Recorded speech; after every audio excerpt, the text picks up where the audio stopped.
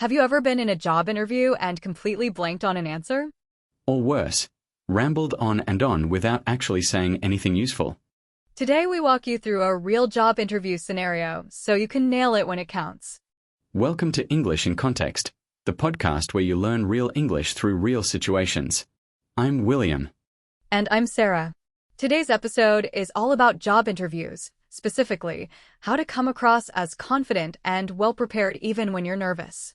This is particularly useful if English is not your first language, because interviews require very specific phrases and a formal register that's hard to pick up naturally.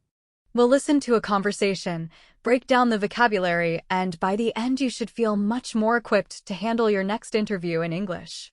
Right, let's set the scene. Marcus is interviewing for a marketing manager position at a mid-sized tech company. The interviewer is called Diana. Diana, good morning, Marcus. Thanks for coming in. Please take a seat. Can I get you anything, water, coffee? Marcus, good morning, Diana. Thank you so much for having me. I'm fine, thank you. I had a coffee on the way here. Diana, great. So, Marcus, let's dive right in. Could you walk me through your background and tell me what drew you to this role? Marcus, of course. I've been working in digital marketing for about 6 years, mostly in B2B environments. Over the past 2 years, I've been heading up the content strategy at a fintech startup, where I was responsible for growing our organic traffic by over 150%. Diana, that's impressive. What was the driving force behind that growth? Marcus, honestly, it came down to a data-driven approach. We ran A/B tests on our content formats and doubled down on what was converting best. It wasn't just about producing more content, it was about producing smarter content. Diana, I like that mindset. Now, this role involves managing a team of 5. Have you had experience dealing with underperforming team members? Marcus, yes, and it's never easy. In my current role, I had a team member who was struggling to meet deadlines. Rather than jumping straight to HR, I set up weekly check-ins to understand the root cause and we worked out a tailored action plan together. Diana, that's a constructive approach. One last thing, where do you see yourself in 5 years? Marcus, I'd love to grow into a senior leadership role where I'm shaping the overall marketing strategy rather than just executing campaigns. Ideally, within a company that values innovation and gives its people room to take ownership. Diana, that aligns well with where we're heading as an organization. We'll be in touch by the end of the week. Let's break down some of the key expressions from that conversation. First, walk me through. This is a very common interview phrase. When the interviewer says walk me through your background, they want a structured, step-by-step summary. Next, heading up. Marcus said he was heading up the content strategy. This is a phrasal verb meaning to lead or manage. You might say, I was heading up a team of 8 people, or she's heading up the project. Then there's doubled down on. This means to increase your commitment or effort towards something that's already working. It originally comes from blackjack, but it's widely used in business contexts now. Take ownership is a phrase employers love to hear. It means you accept responsibility for results, not just tasks. I took ownership of the campaign launch sounds much stronger than I worked on the campaign. And finally, root cause. When Marcus said he worked to understand the root cause of the problem, it shows analytical thinking.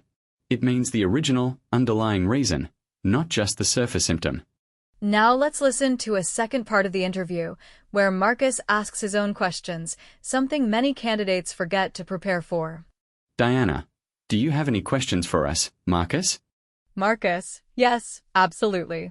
I was wondering, how does the marketing team currently measure success? Are there established KPIs, or is that something the new manager would help define? Diana, good question. We have some baseline metrics in place, but we're looking for someone who can push back on those and suggest improvements where needed.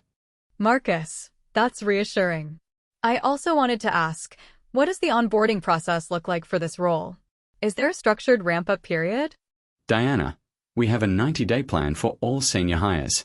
The first month is about getting up to speed with our tools and team dynamics, and by month 3 we'd expect you to be running independently.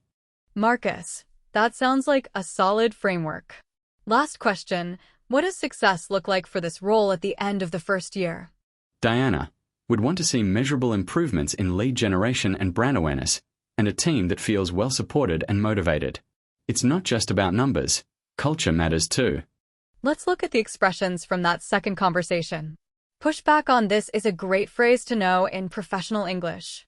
It means to respectfully challenge or question something. It's assertive without being aggressive. Getting up to speed means becoming as informed or skilled as you need to be. You'll hear this often in onboarding conversations. It took me about a month to get up to speed with the new software. Ramp-up period is very common in job offers and contracts. It refers to the time before you're expected to be fully productive. Some companies have a 30-day ramp-up, others give you 90 days. Team dynamics refers to how people in a group interact, their communication style, collaboration habits, conflicts, and roles. Understanding team dynamics is crucial for any manager. And solid framework. Marcus used this to express approval. A solid framework is a reliable structure or plan. It's a natural, professional way to say that sounds good without sounding too casual. Now let's repeat some of the most useful phrases from today's episode, slowly and clearly. Repeat after us. Could you walk me through your background and tell me what drew you to this role? Rather than jumping straight to HR, I set up weekly check-ins to understand the root cause. I'd love to grow into a senior leadership role where I'm shaping the overall marketing strategy.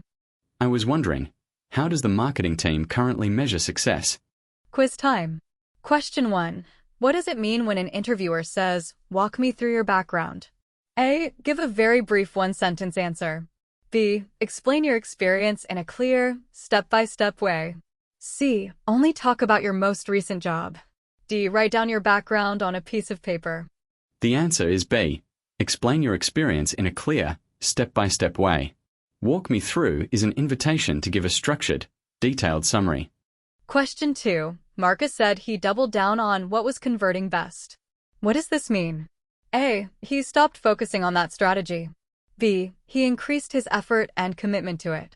C. He switched to a completely different approach. D. He asked a colleague to take over. Correct answer.